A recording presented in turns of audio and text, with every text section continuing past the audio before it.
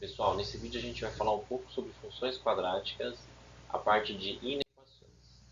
Então, a primeira coisa que a gente tem que relembrar é a parte do estudo do sinal, onde a ideia não é que você decore, né, esses sinais que estão aqui, e sim que você entenda que para aquele valor de x o gráfico está acima ou abaixo do eixo x. E aí você vai definir se é positivo ou negativo, e onde o gráfico cruza o eixo x são os zeros da função, ou as raízes, né, da equação.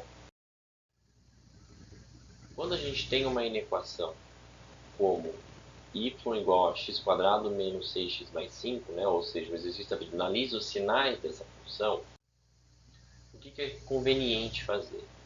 É conveniente fazer sempre o esboço do gráfico, porque uma vez que você faz o esboço do gráfico da função, você consegue dizer exatamente aonde ele é positiva, negativa ou nula.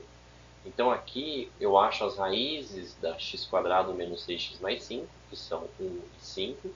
Eu sei que é uma parábola de concavidade para cima, e aí eu sei aonde ela é positiva, aonde ela é negativa e aonde ela é nula. Então eu consigo fazer a análise do sinal para cada valor de y. Se ele é maior que zero, menor que zero ou igual a zero. Nesse caso, mesma coisa. Se eu peço para analisar os sinais dessa função, se eu faço o gráfico, rapidamente eu consigo visualizar aonde ela é negativa, aonde ela é positiva e aonde ela é nula. Tá? Então, observa que quando eu tenho uma função afim e eu preciso trabalhar com uma inequação que tem a ver com uma expressão de primeiro grau, eu consigo resolvê-la 100% algebricamente. Ou seja, se eu tivesse 2x mais 5 maior que zero, é só isolar o x. X é maior que menos 5 sobre 2. Agora, quando é uma inequação de segundo grau, o gráfico é indispensável. Nesse caso, x² mais 2x mais 3 é um caso em que o discriminante, né, o chamado que a gente chama de delta, deu negativo. Então ela vai ter ou só positiva ou só negativa. Né? Nesse caso, como A é positivo, então ela é sempre positiva. Então ela não tem valores de x que anulem ou que deixem essa expressão negativa. Bem, inequações produto ou quociente. No caso aqui eu já coloquei uma, né, bem complexa, que envolve essas duas situações. Ela envolve tanto o produto de expressões de segundo grau, quanto a divisão também. Tem uma de primeiro grau aqui também. Para resolver esse tipo de situação, o que a gente vai ter que fazer é analisar os sinais separadamente de cada uma dessas expressões. Então, observe o que eu fiz aqui. Eu chamei essa primeira expressão que está aqui em cima de A, tá? E aí eu fiz a análise do sinal dela. Aqui não me importa, nesse momento que eu estou fazendo a análise do sinal, se ela é negativa, se ela é positiva ou se ela é nula. Eu preciso fazer a análise do sinal, então entender se ela tem valores positivos, negativos ou nulos para essa expressão. Nesse caso, o delta deu negativo, é um discriminante, o A é positivo, então ela é sempre positiva. Essa segunda expressão eu chamei de B e fiz a análise do sinal dela. Aqui ela tem uma parte positiva, negativa. Essa expressão de primeiro grau eu chamei de C. Está aqui a análise do sinal dela, né? Ela cruza aqui no eixo x no 1. E essa expressão aqui eu chamei de D e a análise do sinal dela está aqui. Tá? Ela é sempre positiva, mas no 2 ela tangencia, então é nula. Bem, uma vez que eu fiz a análise do sinal de cada uma das expressões, eu vou jogar numa tabelinha ou no varal de sinais os sinais de cada uma dessas expressões. Então, olha só, a expressão A é sempre positiva. Então, mais e mais para todo mundo. A expressão B, ela é positiva antes do 2, então, ó, positivo antes do 2, negativo entre 2 e 4 e depois volta a ser positivo.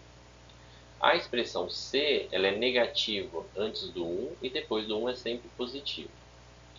A expressão D, ela é sempre positiva, então está aqui, sempre positivo. Ok, aí a gente vai fazer a regra do sinal.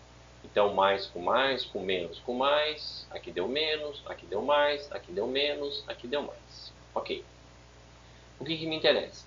Primeiro eu quero que seja menor do que zero, ou seja, eu quero que seja negativo. Onde que é negativo?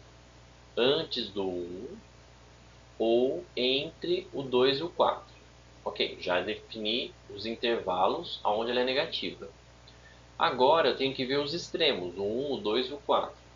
Aí o que acontece? Eu quero menor ou igual a zero, ou seja, esses pontos são os pontos onde uma dessas expressões, ou pelo menos uma, se anula.